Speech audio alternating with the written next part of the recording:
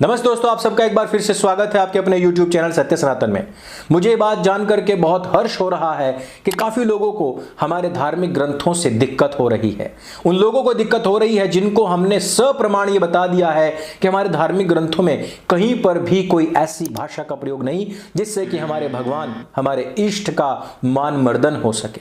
उन लोगों के सोचते हुए दर्द से हमें प्रसन्नता है और हम इसी प्रकार से अपना सत साहित्य आप लोगों तक पहुंचाते रहेंगे। मैं बार बार कहता रहूंगा कि रामायण के अंदर कहीं पर भी उत्तर रामायण नहीं है और इस पुस्तक के अंदर कहीं पर भी माता सीता का वैसा अपमान नहीं दिखाया गया जैसा कि आपके टीचर्स लोग बता रहे हैं। उन्होंने जानबूझ करके उस भाषा का प्रयोग किया है और इस भाषा का यहां पर या किसी भी परीक्षा में कोई स्थान नहीं होता है। इन टीचर्स और कोठावाचकों के कारण लगातार लव जिहाद को बढ़ावा मिलता है और इस बात को मैं प्रूफ करके आप लोगों के सामने आज बताने वाला हूं। श्रद्धा नाम की एक लड़की आफ्ताब नाम के एक लड़के से प्रेम करती थी। आफ्ताब का टारगेट क्लियर था, उसका टारगेट क्लियर था कि इसके साथ में मुझे जब तक इसका भोग कर सकता हूं करूंगा और जब भी ये शादी का दबाव बनाएगी या कोई बात कहेगी तो मैं इसकी हत्या कर दूंगा। मुंबई में लड़की के जो माता पिता हैं वो उसको मना कर रहे हैं कंटिन्यू कि किसी मुस्लिम के चक्कर में मत फंसो। हो सकता है कि वो किसी अंकुर आर्य को देख रहे होंगे, लेकिन श्रद्धा उसी टाइप की लड़की थी जिस प्रकार से हमने पहले लव जिहाद के केसेस में देखा है। श्रद्धा यहां पर यही कहती है कि मेरा अब्दुल वैसा नहीं है और मैं अपने अब्दुल के साथ में जाऊंगी। आफ्ताब उसकी हत्या की प्लानिंग करता है और 6 महीने पहले वो दिल्ली में शिफ्ट होता है। दिल्ली में शिफ्ट होने के बाद में एक दिन वो उसकी गला दबा करके हत्या कर देता है और 35 टुकड़ों में उसको विभक्त कर देता है। 35 टुकड़ों को वो दो टुकड़े उठा करके महरौली और छतरपुर के बीच के जंगलों में फेंकना शुरू कर देता है। लोग पूछते हैं अक्सर के स्वर्ग क्या है, नर्क क्या है। श्रद्धा ने जो धरती पर ही भुगत लिया वही नर्क है। मलेच्छ के स्पर्श मात्र से उसने नर्क को भुगता है और अब कहीं पर भी उसकी पेड़ पर लटकी हुई रूह भी अगर कहीं पर होगी तो आज रोती होगी, चीखती होगी, चिल्लाती होगी, कहती होगी कि सारे के सारे अब्दुल एक ही जैसे होते हैं। कारण यह है कि जिन बच्चों की छठी में ही उनके हाथ में छुरा दे करके एक मासूम बकरे की गर्दन रेतवाई जाएगी, उसको तड़पता तड़पता देखा जाएगा, उसके खून से उसका माथा रंगा जाएगा, वो किसी भी लड़की को जानवर की तरह ही काट करके फ्रिज में सजा देगा जिस प्रकार से उसके घर में चलता आया है। मुझे तो समझ में नहीं आता इन एक जानवरों जैसी शक्ल के लौंडों के खिलाफ, इन गिल्मों के खिलाफ हमारी लड़कियां क्यों नहीं बोलती हैं, क्यों इनके झांसे में आ जाती हैं। लेकिन आना तो बनता है भाई, क्योंकि हम तो नफरत फैलाने वाले लोग हैं। अक्सर हमारे विषय में ही कहा जाता है अंकुर आर्य नफरत फैला रहा है, हम तो उनकी झूठी बिरयानी, झूठी सीर और थूक नान खाते आए हैं, तो वो हमारे खिलाफ भला कैसे जा सकते हैं। वो परिवार वाले लोग, वो दोस्त, वो यार जो इस लड़की को समझा नहीं पाए हैं, वो भी मैं दोषी मानता हूं कि हैं। लव जिहाद किस प्रकार से जिस द्रुत गति से बढ़ता जा रहा है और सरकार के जो प्रयास हैं वो ठीक उसी प्रकार से जिस प्रकार से जहर फैलाने वाले पेड़ के पत्ते पत्ते को तोड़ करके कहा जाए कि हम जहर पर काम कर रहे हैं, ठीक उसकी जड़ पर काम न करके हम इधर उधर की बातें कर रहे हैं। जड़ क्या है? जड़ है महिलाओं और युवा समाज के लोगों को घेर करके बैठे हुए आपके कोठावाचक और आपके टीचर्स। ध्यान दीजिएगा इस बात पर कि ब्रेन वॉशिंग किस प्रकार से की जाती है। जितनी भी कथाएं चलती हैं उनमें सबसे ज्यादा कौन होता है? महिलाएं। और महिलाएं जब घर से जाती हैं तो वो अपनी लड़कियों को साथ लेकर के जाती हैं कि हम घर में अकेला ना छोड़ें। वहां पर एक कोठावाचक और एक कोठेवाची का जो बैठी हुई है वो क्या कहते हैं आपके सामने कि जब उनकी अजान चलती है तो अपनी भागवत को रोक दीजिए, क्योंकि उसमें और हम में कोई भिन्नता नहीं है, हम सब एक समान हैं, क्योंकि हम भी तो उनकी थूक बिरयानी खाते हैं, हम भी तो उनके थूक नान खा रहे हैं, हम भी तो आधे कन्वर्ट हो ही चुके हैं। एक काली कमली वाला जब वहां पर बैठ करके कहता है कि मैं तो अल्लाह मौला ही गाऊंगा, जब एक काली कमली वाला या कोई कोठावाचक वहां पर अल्लाह मौला की भजन ताल और धुन लगाता है तो वहां पर बैठी हुई लड़की के दिमाग में क्या बात जाएगी कि हम और वो तो इक्वल हैं, सब के सब बराबर हैं, उनमें और हम में कोई फर्क ही नहीं है। जब इस्लाम को आप धर्म कहना शुरू कर देते हैं उसी समय पर आपकी अवनति आरंभ हो जाती है। वहीं पर लव जिहाद की नींव डल जाती है और वहीं पर आपका श्रद्धा या खुशी परिहार बनना तय हो जाता है। जब एक टीचर आपको कहता है कि इस्लाम के आने से पहले सब कुछ अंधकारमय था, जब एक टीचर आपके सामने खड़ा होकर के कहता है कि मोहम्मद साहब के ऊपर तो एक बूढ़ी महिला रोजाना कूड़ा डालती थी, एक दिन डालना बंद कर दिया, मोहम्मद साहब गए, देखा बीमार पड़ी थी, उसकी सेवा करने लग गई। जबकि सऊदी अरब के जितने भी मान्य मौलाना हैं उन सब ने इस बात का इनकार किया है कि यह घटना किसी भी हदीस, किसी भी कुरान के पुस्तक या आयत में नहीं लिखी हुई है। यह झूठी कोरी कल्पना है, ऐसी खबर है। लेकिन वहां पर पढ़ने वाले बच्चों को क्या लगेगा कि एक मोहम्मदीन जो महिलाओं का सम्मान करता है, मैं ऐसे लड़के का वर्ण करूंगी।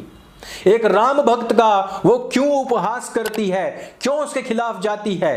एक हिंदू को जो तिलकधारी है, जो शिखाधारी है, जो जनेऊधारी है, जो अपने धर्म पर अटल है, वो लड़कियों के उपहास का कारण क्यों बनता है? क्योंकि आपके गुरु घंटाल स्वयं कह रहे हैं कि राम ने सीता का त्याग कर दिया, यह कह करके कि तू अब झूठे घी के समान है जिसको कुत्ते ने झूठा कर दिया है। एक लड़की जो हमेशा चाहती है कि उसका हमसफर, उसका जो पति हो, जो उसका लवर हो, वो कुछ ऐसा होना चाहिए जो महिलाओं का सम्मान करे, उसका सम्मान करे, उसको सपोर्ट करे, वो कैसा देखेगी? वो एक राम भक्त को चयन नहीं करेगी, क्योंकि उसको पता लग गया है, उसके गुरु घंटाल ने उसको झूठी किताबों को ग्रंथ का नाम देकर के बता दिया है कि राम तो महिलाओं के खिलाफ थे, वो महिलाओं से घृणा करने वाले थे। आपके गुरु घंटाल ने एक चैनल पर इंटरव्यू दिया और उसने स्वयं इस बात को माना कि मैंने पहले रामायण या महाभारत नहीं पढ़ी थी, मैंने पुरुषोत्तम अग्रवाल की पुस्तक पढ़ी। मैंने इसमें से पढ़ा था, क्योंकि मैंने संस्कृत में ना रामायण पढ़ी थी ना महाभारत पढ़ी थी, मैंने इस किताब से पढ़ा था। और वहीं पर वो कह रहा है कि इन ग्रंथों का मैं प्रमाण दे रहा हूं। कौन से ग्रंथ? क्या पुरुषोत्तम अग्रवाल की पुस्तक ग्रंथ हो गई? यानी कि पीटर स्कार्फ के द्वारा लिखी हुई रामोपाख्यान को वो ग्रंथ मान रहा है। वो मिश्रित पुस्तकों को ग्रंथ मान करके एक लड़की को जो ब्रेन वॉश कर रहा है, वो लड़की कल क्या कहेगी? मेरे लिए राम भक्त नहीं बल्कि एक मोहम्मदीन वर्णीय है, मैं उसी के साथ में भागूंगी, मैं उसी के साथ में जाऊंगी। और वही कार्य हुआ कि श्रद्धा आफताब के साथ में भागती है। आफताब के अनुसार वो उसके ऊपर दबाव बना रही है। मुझे नहीं लगता है कि जो 2 वर्षों से प्रेम कर रहे हैं, साथ रह रहे हैं, सहवास कर रहे हैं, वो अगर उसके ऊपर शादी का दबाव बना रही है तो वो शादी कर क्यों नहीं रहा है?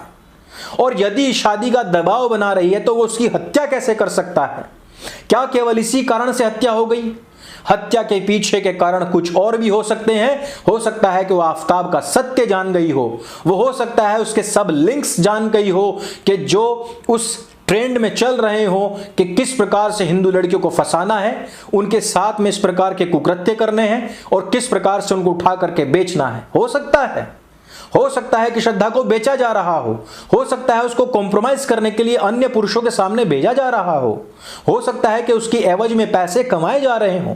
केवल शादी या विवाह के दबाव के कारण कोई किसी की हत्या कर दे, मैं मान नहीं सकता।